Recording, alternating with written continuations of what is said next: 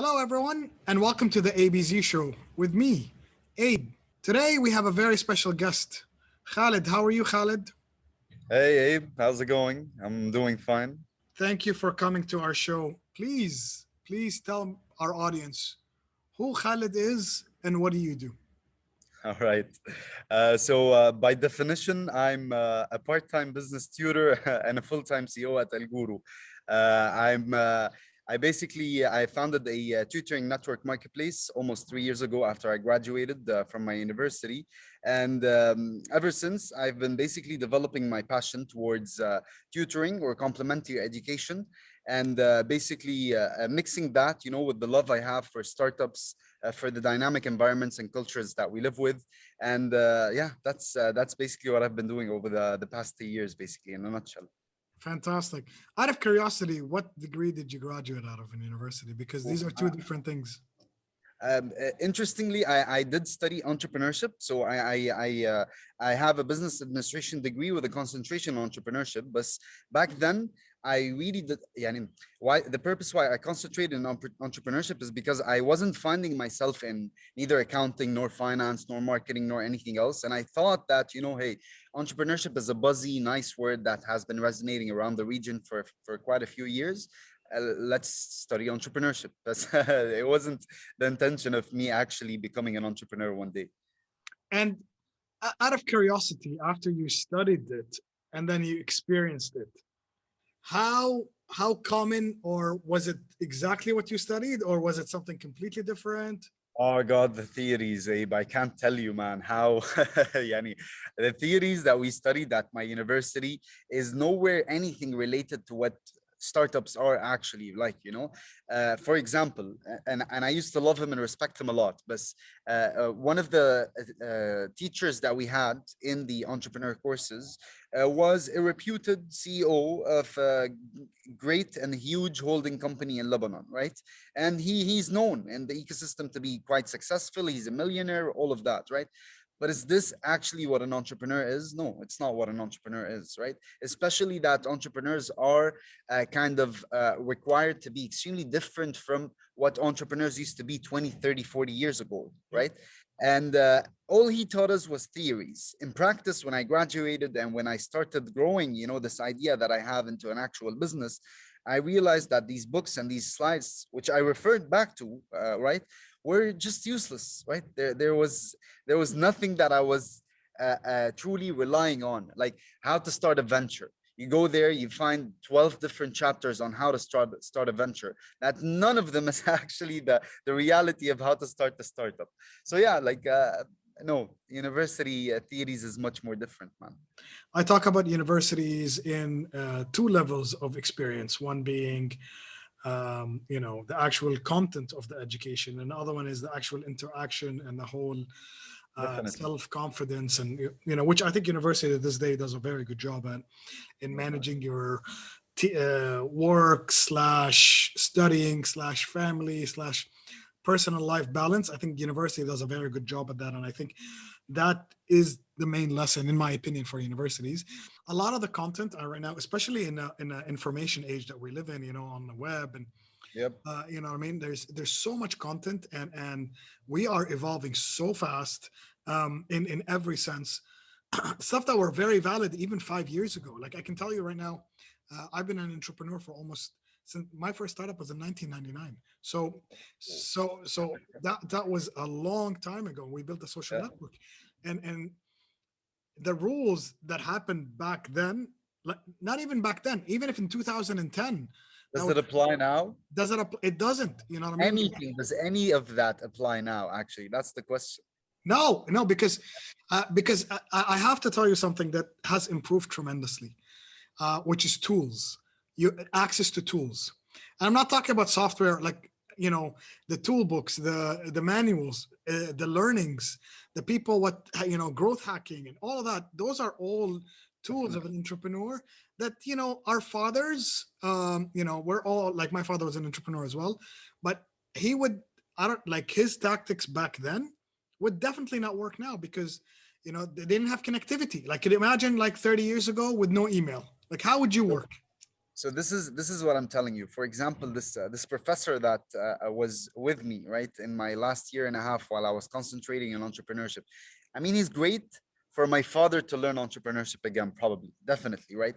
But what we would wanted, right, is founders from startups that have proven successful startups, right, in their track record, teaching their actual experience, what happened in their current experience, right, and in their current project, how it grew from an idea to an actual fully fledged business, right?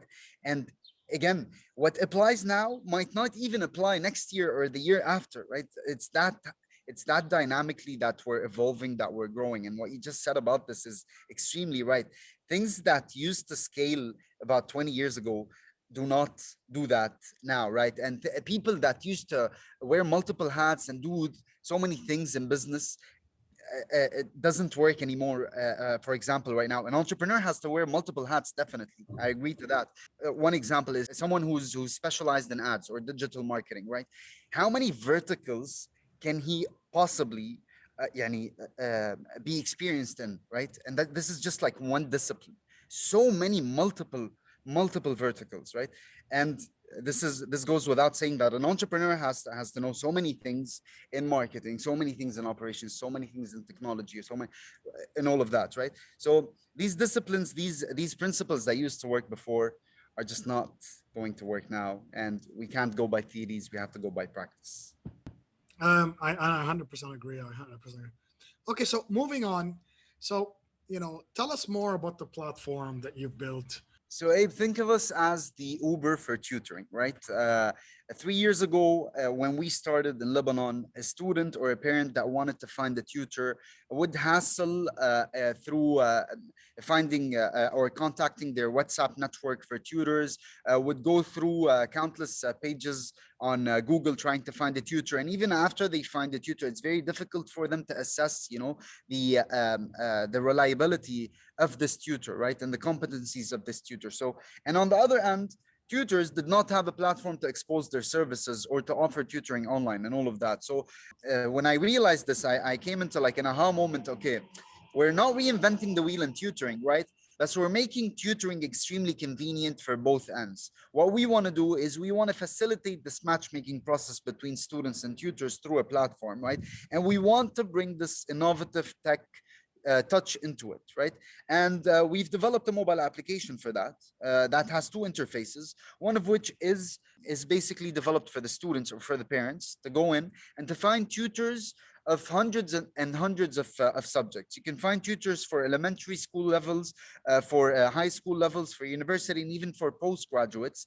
And then you, as a tutor as well, on the other end, can join our application and make some extra pocket income by freelancing as a tutor, by managing your sessions, by all of that. So this is what we're trying to do. The aim with this application moving forward, if we want to talk a few years down the road, is to drive the outdated theoretical tutoring services that are offered in the region, because tutoring is not that much highlighted on here, although it has a very, very big market.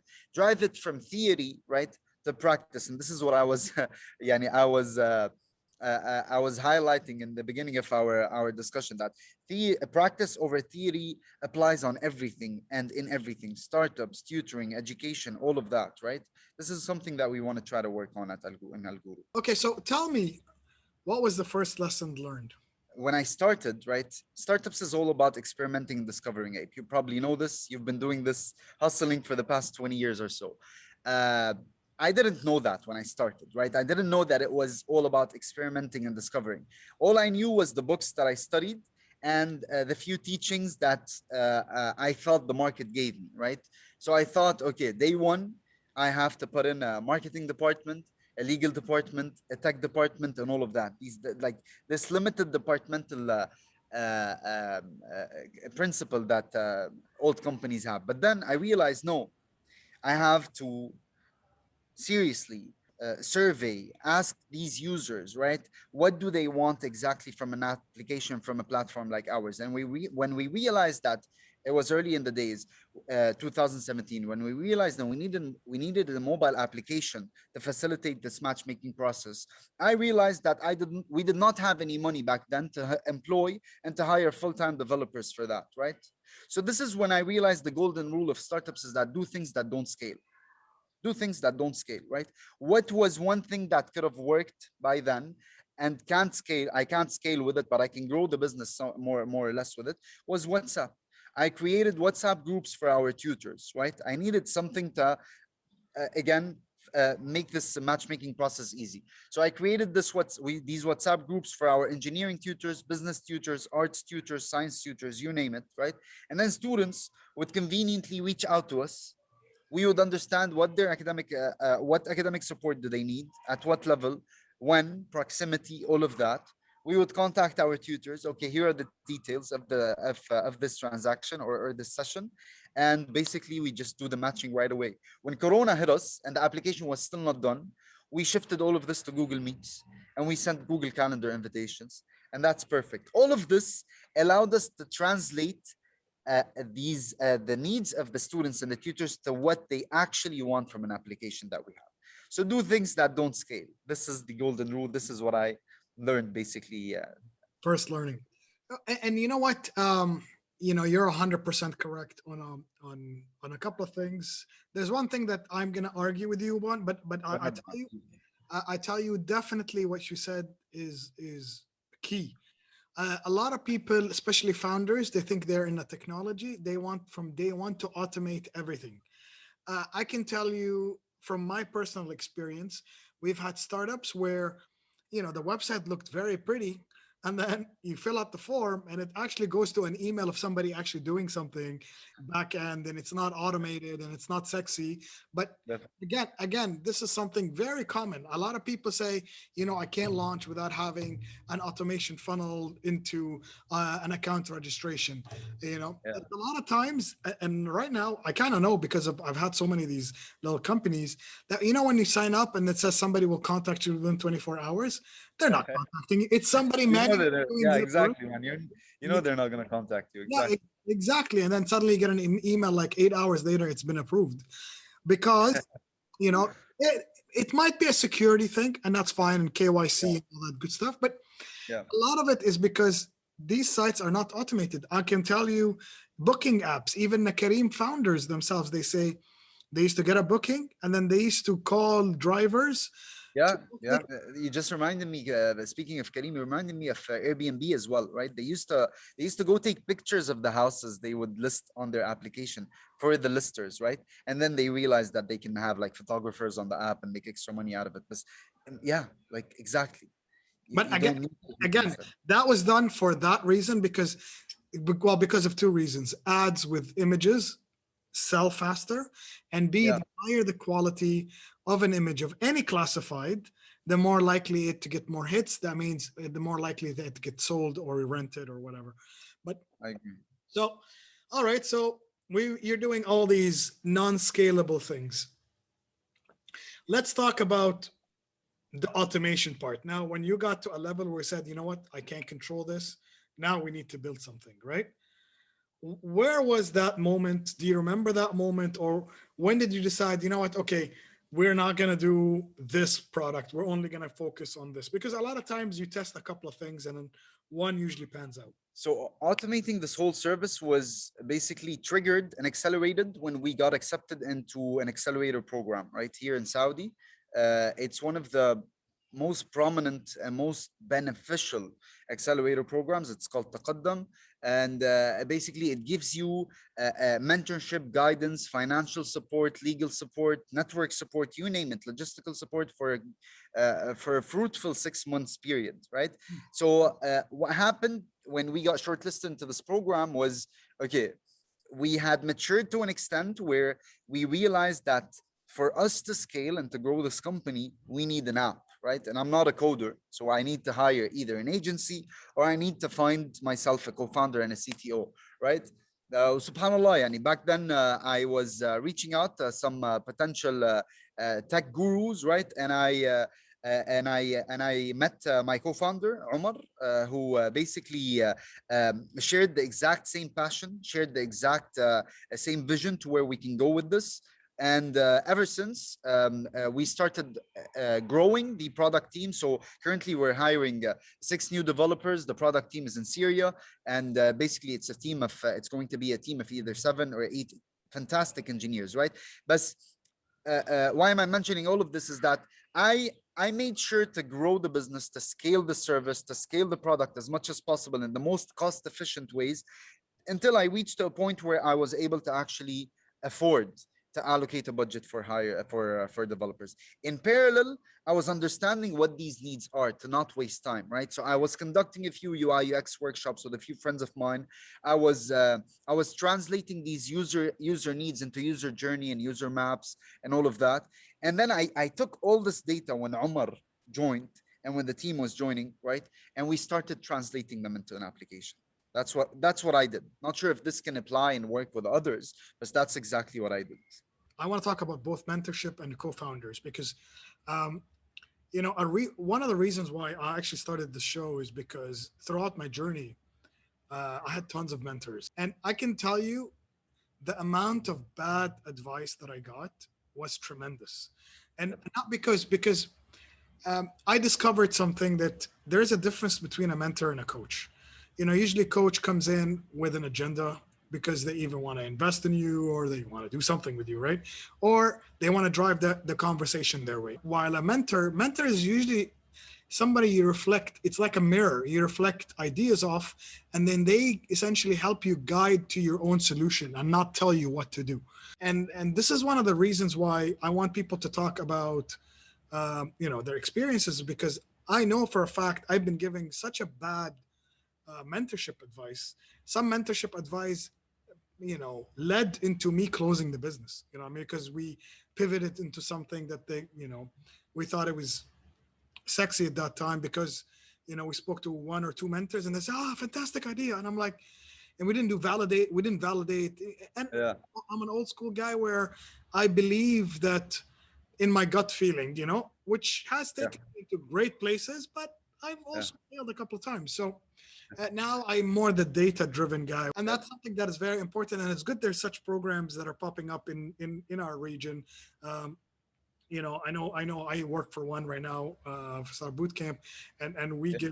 we screen our mentors thoroughly.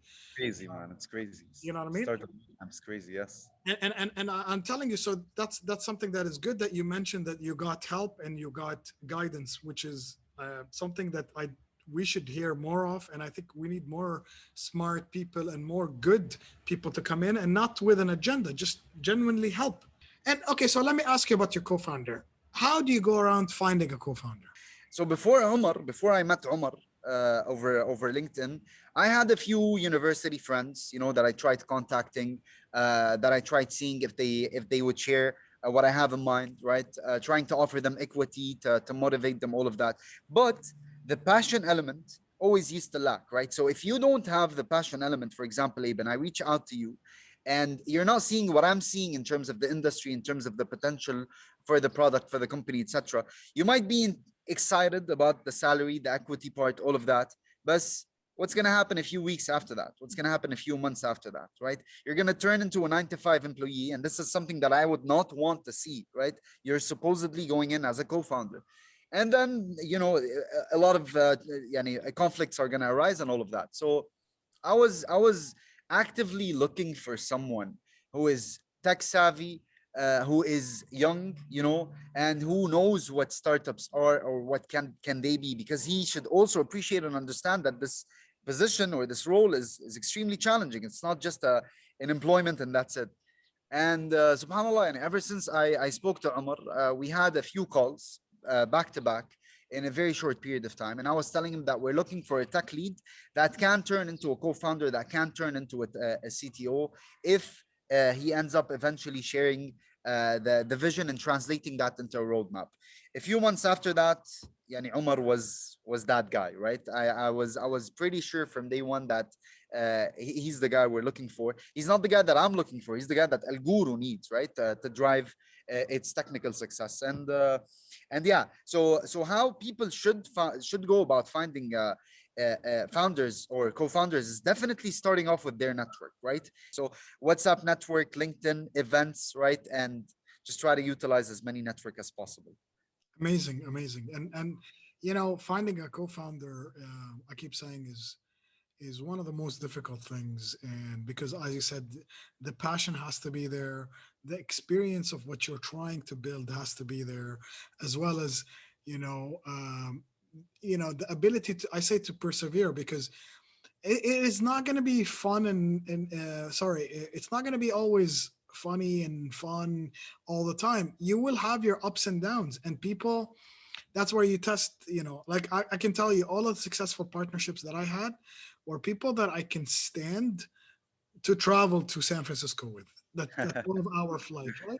Yep. So okay, let me ask you, what is Alguru's BHAG? Okay, so it has to be a big, hairy, audacious goal, right? We want to drive this outdated theoretical learning styles that the universities and academic institutions are following. And I'm not here saying that I'm fighting universities and schools. No, what they're doing is excellent in terms of community building, in terms of personality shaping, and all of that, right? But come on, man. I swear to God, my degree costed me so much money that I barely remember anything from what I paid for. Talk about time value for money, right? Where is it? There's nothing.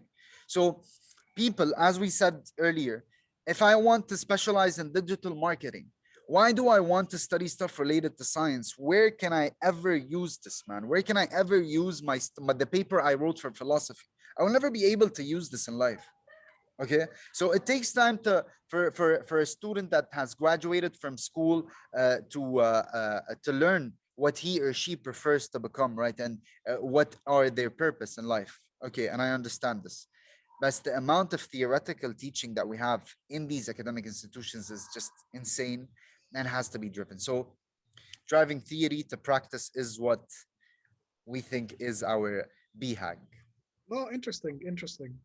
Okay, so I asked, for my next question, I asked all my guests this question: what superhero would you like to mimic, or what superhero power would you like to have if you had the choice? Given the given how dynamic you should be as an entrepreneur, and given that you want to try to capitalize and utilize every second of your day, right? I think one superpower is definitely something I would want is flying. I would want to have that from from Superman, man, because you waste so much time traveling, locally or regionally. You waste so much time commuting, right? And you're doing that, so you can't be working and commuting at the same time. So ideally, hypothetically, I would want to fly. That would prevent the wasted of so much time, and I can translate that into much more productive hours. So if you have a way to take that, if you have a way to give me that, please, I would pay in cash or in equity for it. I don't mind.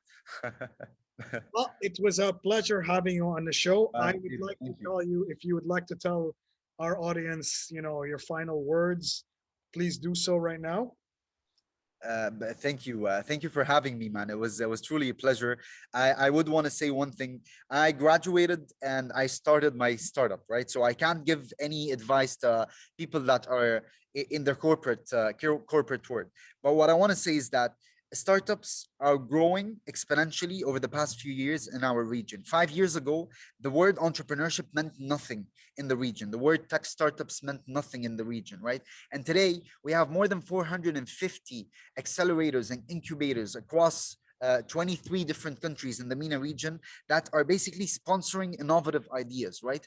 What I would want to say as a closing note is that if you have any idea that you think can solve a problem, right? Don't think for a second that it's not worth investing in. Don't think for a second that it's not worth sharing it with people from your network or from the ecosystem to try to build it. Because I ask myself always this question: Khalid, how did you get to a point where we currently have almost 20 employees, hundreds of students?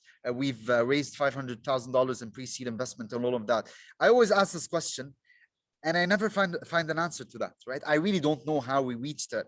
What I know is that I found a solution to a potential problem. I invested in it, and I made sure that I passionately and actively worked on enhancing this solution. So I think I would close with that, given that people who might be listening to this podcast or this show might be interested in startups, you know. And thank you again for having me. It was an absolute pleasure. It, very wise words. Thank you very much, Khaled, for that. Yeah. And again, I want the audience to know that we do have a hashtag called Real Talk No Nonsense, and this is something that you heard it from the man himself, Khaled. Until next time, thank you and take care. Thank you. Thank you. Thank you.